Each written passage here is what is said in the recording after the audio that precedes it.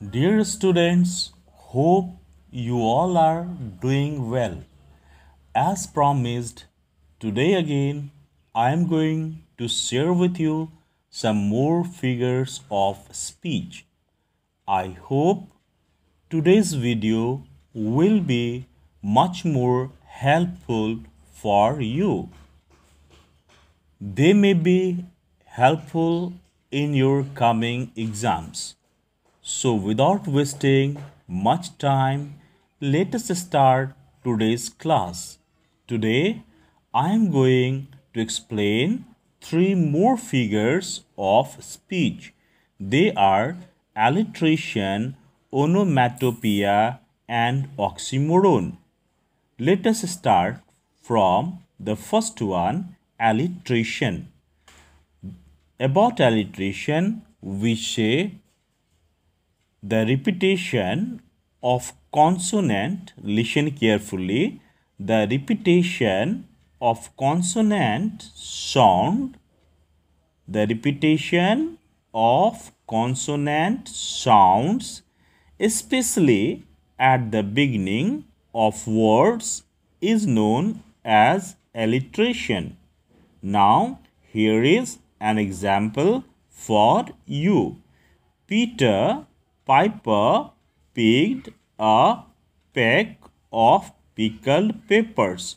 You can find, I repeat, Peter Piper picked a peck of pickled peppers. Each word starts with consonant sound P. So, this sentence is a good example of alliteration. मैं बताऊं आपको alliteration के विषय में कि जब sentence में शब्द किसी कॉन्सोनेंट साउंड से शुरू होते हैं तो उसे alliteration कहते हैं. आप देखिए इस वाक्य में Peter Piper picked a pack of pickled papers. सारे के सारे शब्द प से शुरू हो रहे हैं, इंग्लिश के पी से शुरू हो रहे हैं. तो इस प्रकार का जो वाक्य आपको मिले जिसमें शब्द किसी एक कॉन्सोनेंट साउंड से स्टार्ट हो रहे हों तो वो एलिट्रेशन कहलाएगा. Now in your poem dust of snow, if you see the second stanza, in the second stanza, first line is has given my heart. Has given my heart. तो आप देखिए has में h है पहले और फिर heart में h है, तो ये लाइन आपका alliteration हो जाएगा. फिर उसी के नीचे आपको मिलेगा and shaped some part. Shaved का s और some का s, तो ये एस कॉन्सोनेंट साउंड है और इसीलिए ये एक एग्जाम्पल हो सकता है आपका एलिट्रेशन का. कई बार एग्जाम में हम पूछते हैं. Now let us see the second figure of speech, that is onomatopoeia. The formation, I repeat, the formation of a word from a sound associated with what is named is known as onomatopoeia. Example: buzz of the bees, hiss of the snakes, ring or tring of the telephone.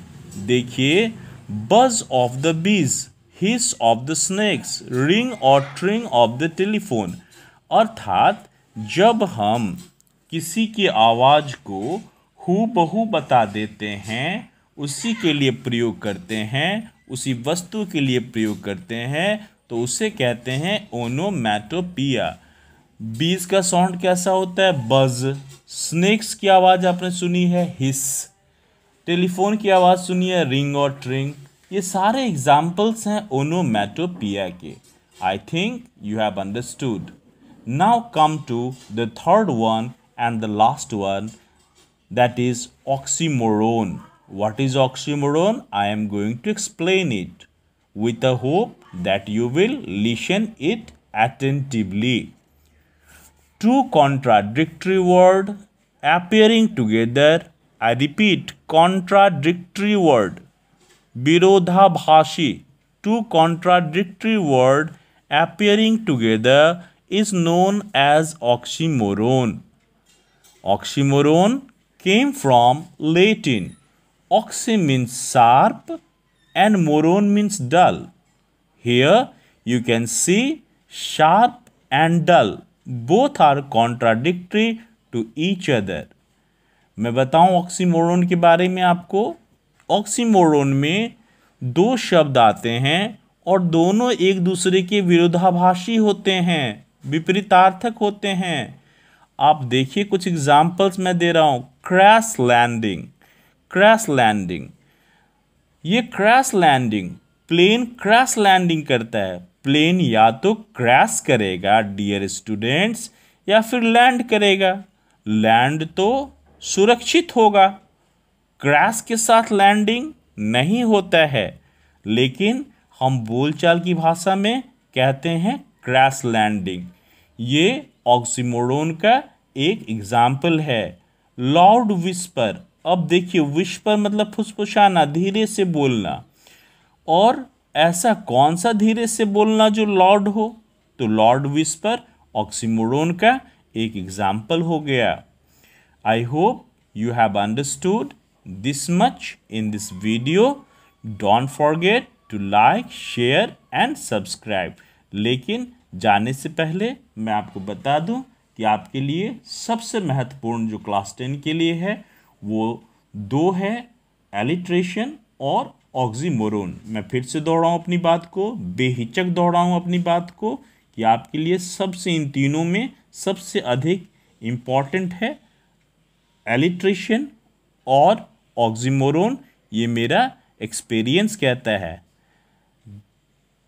Thanks for being with me and giving me your valuable time. Stay home, stay safe. Good bye.